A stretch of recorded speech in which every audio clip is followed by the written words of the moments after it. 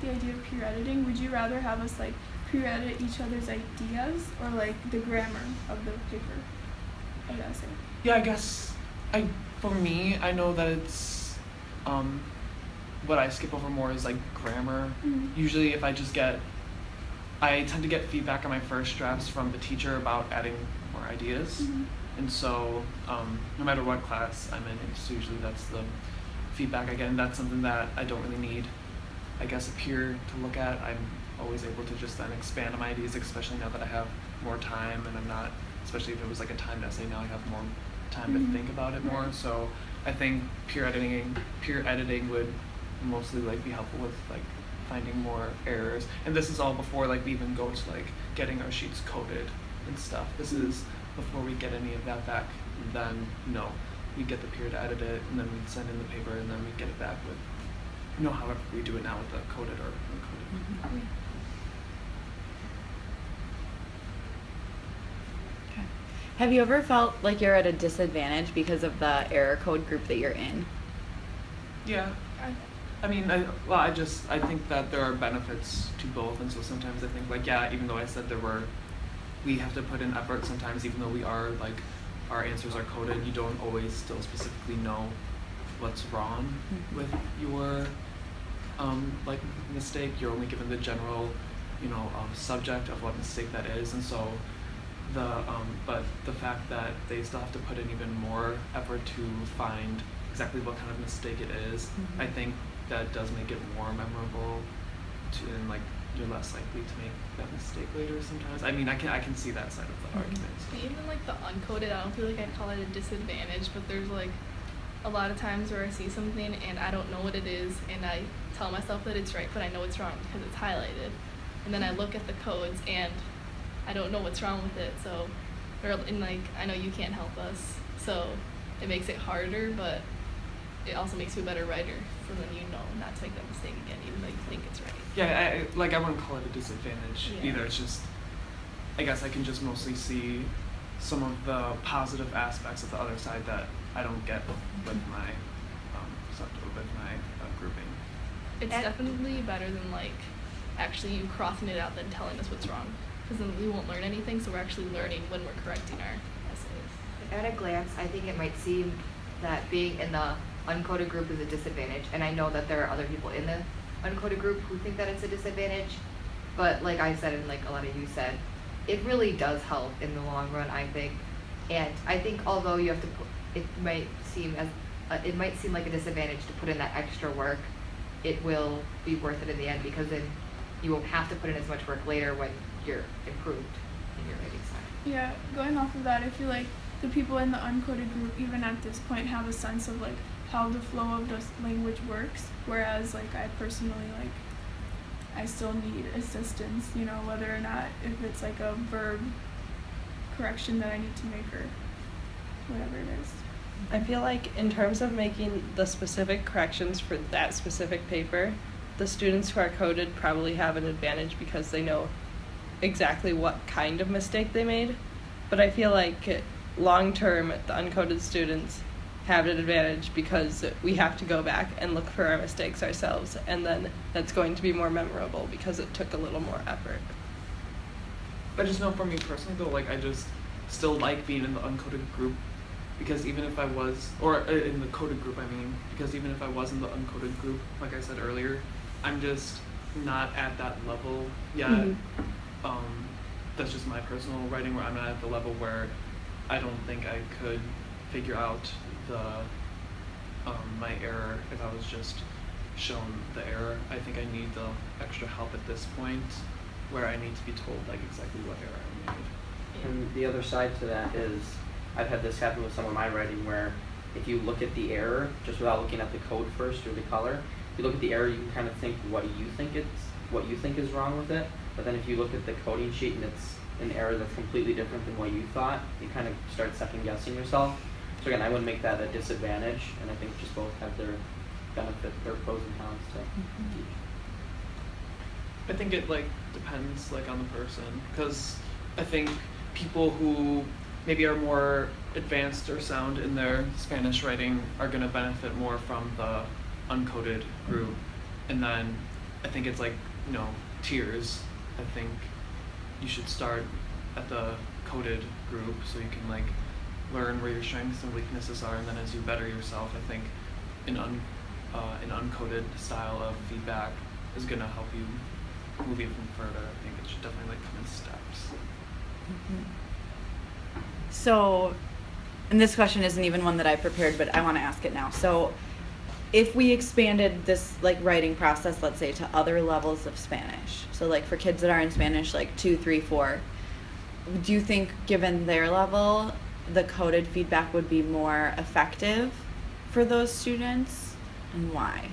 Yeah, I mean, I think in general, I wish we would have had done more writing, not just writing, but papers like we do in Spanish 5. I don't think I've written a Spanish paper before Spanish 4 and 5. I think starting as early as 2, even though that's definitely going to be a rough paper, like having had that practice, I know I would have been a better writer at this point. And so, but starting that far back, I think the best kind of feedback would have been the coded feedback. And then I think by the level I'm at now, I'd be comfortable with having uncoded feedback, and I think it would help me move now into even further advanced writing. Yeah, I agree with Scott. I think maybe like Spanish 2 and 3 start writing essays and do the coded, and then 4 and 5 move into more of the uncoded. And I feel like if we would have had, like in English, they don't just give you an essay and then expect you to do super well on it in the beginning. Like you kind of ease up to it and learn about the writing process and everything. And there was something else I was gonna say. Yeah, I feel like if you're writing a paper, Spanish 2 or 3, your writing isn't that advanced, but learning from the uncoded, you're gonna learn what mistakes you're making, so that once you get up to Spanish 4, you get used to the mistakes that you're usually making, and you're gonna start understanding why you're making these mistakes, and it makes it easier. Yeah. So I feel like coded feedback would be especially beneficial for students in 2 and 3, specifically because they're still learning the patterns of the language. At 5, we're starting to see most of the patterns and understand how Spanish really works. But in 2 and 3, that coded feedback can help students understand where the patterns that they're missing are. And one way maybe to integrate that is in Spanish 2 and 3 stress the coded, but then if you have students who are just naturally better at writing, maybe give them the uncoded, because then everybody's at least challenged in some way. They're challenged individually to make their writing better. Yeah, and what I was going to say before is in those early levels of Spanish, you don't know all of the tenses, and you don't know all like how to conjugate all these different types of verbs. So I think you really need the coded, because sometimes if you might see something highlighted and it might not even be something you learned, or it might be something that you aren't really comfortable with at that level in Spanish. I agree with like starting out like the coded, but I also feel like especially at Spanish like 2 and 3, like the elements of like developing an overall idea and like the components of like an essay should also be taken into consideration, because I think at this point right now we're all trying to like spill our ideas out and also have our grammar But we've correct. had like no practice. Right, yeah. I was gonna say the same thing that Scott said just earlier. If they were started in like Spanish 2 with that kind of stuff, or if we were, then maybe at this time we would be like pretty used to the uncoded. And then like I think eventually if we were started that early, we would even be having like less mistakes overall, just like knowing about them more and really catching ourselves as we're writing. Yeah, and being overall better writers, because we're used to since now we started writing a bunch of papers. I feel if we would have started like in Spanish 2, the mistakes we're making now would have been the mistakes we're making then, so by now we would have been improved, like those mistakes would have been improved. Okay. Is there anything else that you would like to mention? Was there ever gonna be like a group that didn't get any errors back, or was this always between? Because I don't know. I thought at the beginning of the year when you discussed this, you talked about the multiple different groups. I didn't know that. So no, so it's but a between group study. So that means that you have two different groups. They right, get right. two different like treatments. Because I was looking at possibly doing that where one group wouldn't get any feedback, but that based on like prior research wouldn't have been It's, like, not an comparable equal. to Yeah, the- exactly. So just to kind of keep things more like level, it was Yeah, just it's between the the final two tier. different You go from then like uncoded errors to nothing marked. nothing marked. You just get it back. Well, then what's But I even get- the point of I doing guess. another draft then? Yeah. Do you think if you were given back your essay like 2 weeks later with nothing marked, you would be able to find mistakes in No your way. own work? Yeah. I'd probably find a little, but Especially with what you, I think the keyword there is 2 weeks later. I think. yeah. Just because it's been a while since you read it, so you like. Hmm. You know, I don't know. I guess maybe if I read through it, I'd be like, oh, that's something. But I definitely would not find all of them, and I definitely would not find as many Mhm. as Yeah. I would with the marking. I I would wouldn't probably just mind- think I'm still right. I wouldn't find major mistakes. I'd be like, oh, this needs more like added information. I'd do that, Mm. but I wouldn't find like grammar mistakes that mostly what I have now. Mhm.